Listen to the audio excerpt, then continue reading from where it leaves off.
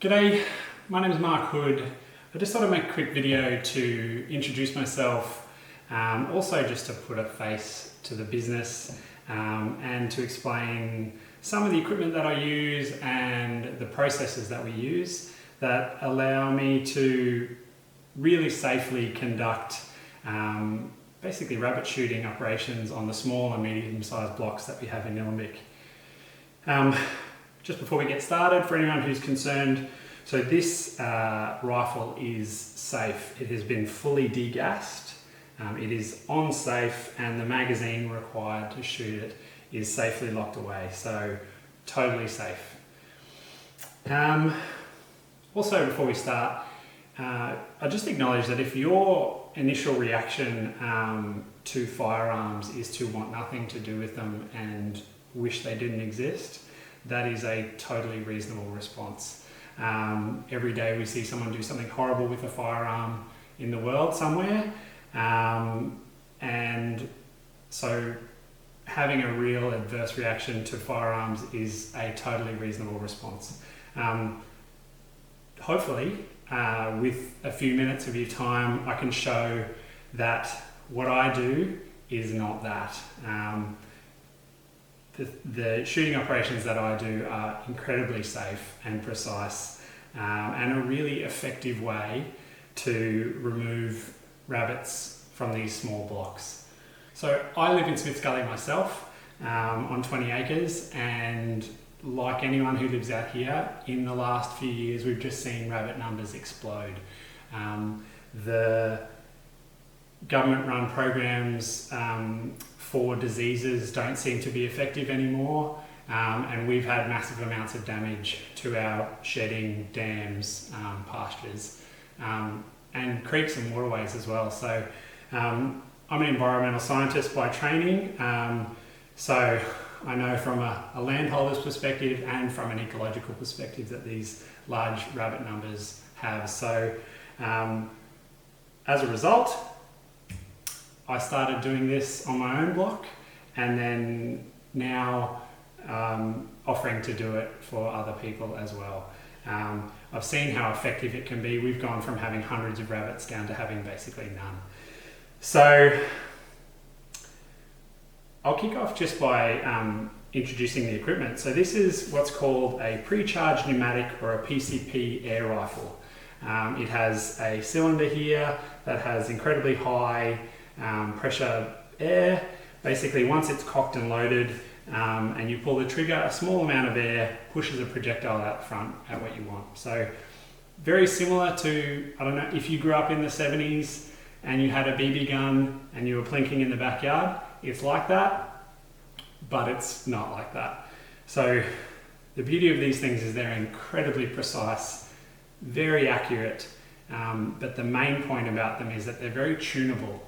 So you can select a projectile that is appropriate for the target species, so in this case rabbits, and then you can shoot that projectile at a speed that is appropriate to the setting. So around Nillumbik, it's your 10 and 20 acre blocks. We've got houses every few hundred meters, so really important to make sure that that projectile is as safe as possible. So I'll go over the projectile. So if you're thinking rifle bullets and you're thinking something like this, that is the opposite of what we're shooting. So the projectile that this gun shoots is this little guy here. Now, hopefully that focuses. But, so this is called a Diablo pellet. That is the name of the shape of the pellet. It's about 1.5 grams, so really small. And if you notice, the shape of it is actually very similar to a badminton shuttlecock.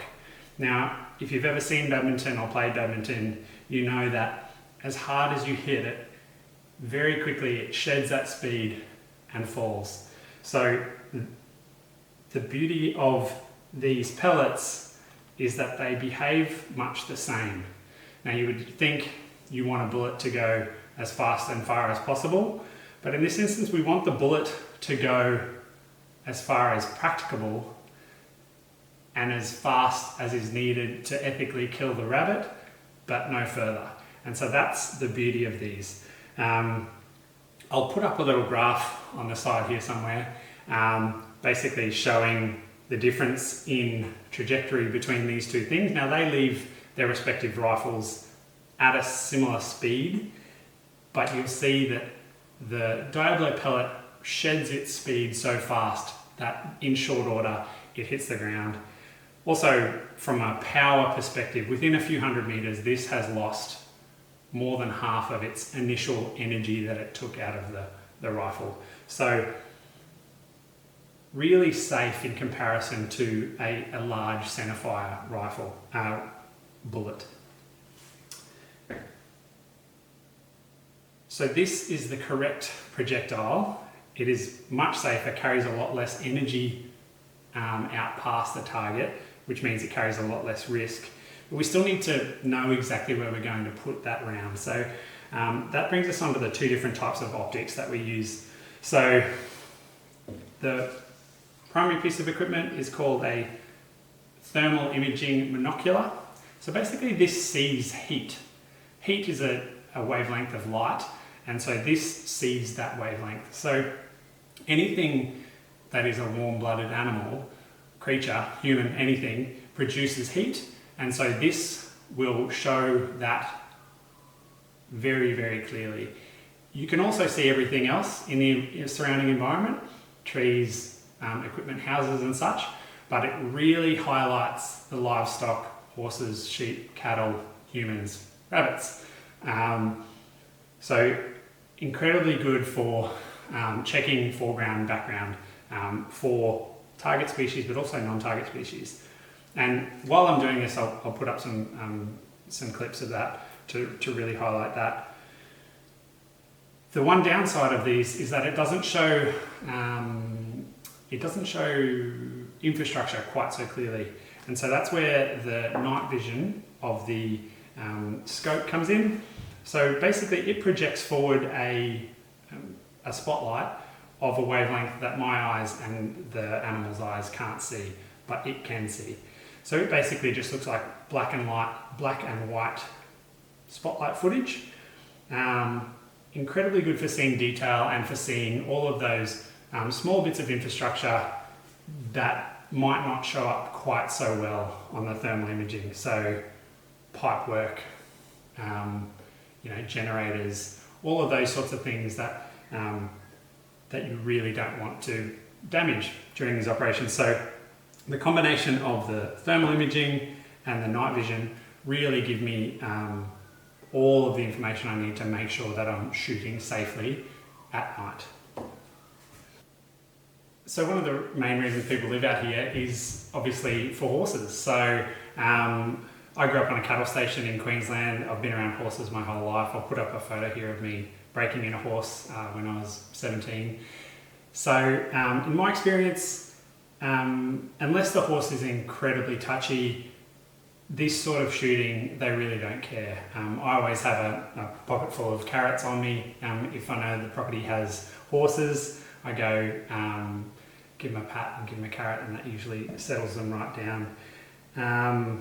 I understand that to people who have horses aren't livestock, they're family, and so I'm very, very aware of that. And obviously through these different optics, I can monitor horses that are in the surrounding area after a shot, see what sort of reaction they're having, and just if they look to be getting upset, I just move away and stop straight away.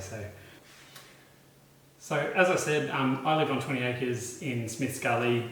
I've seen the crazy numbers of rabbits that we've had around, and so just to give an idea of the sort of effect that this shooting can have, we've gone from having hundreds of rabbits to nearly none. As far as what you could expect from a night shooting on your property, the last two properties I've been to, both have been 20-acre blocks with a mixture of pasture and bush. Both sessions were about an hour and a half, and both had around about that 40 rabbit mark. that's 40 rabbits that won't become 80 and then 160 by next spring. So I've personally found that I've tried baiting, I've tried trapping. I personally don't like putting poisons into the environment. This seems to be the most effective way to me to really get those numbers down. Is it going to remove rabbits completely from your block? Obviously not. There's constant migration of rabbits from neighbours. They don't tend to recognise property boundaries. One night shooting will put a large dent in the numbers of rabbits that you have on your property and the amount of damage that they're doing on your property. So on the end of the video now, I'll show some footage from a shoot 2 nights ago. I'll just show 10 or 12 shots. So if you don't want to see anything getting shot, now is definitely the time to click away. But if you do want to see what happens, to see what I see through the scope, there'll be a few minutes of that now. So thank you so much for your time. If you're having dramas with rabbits on your property and you'd like some help with them, please get in touch, and I'll talk to you soon.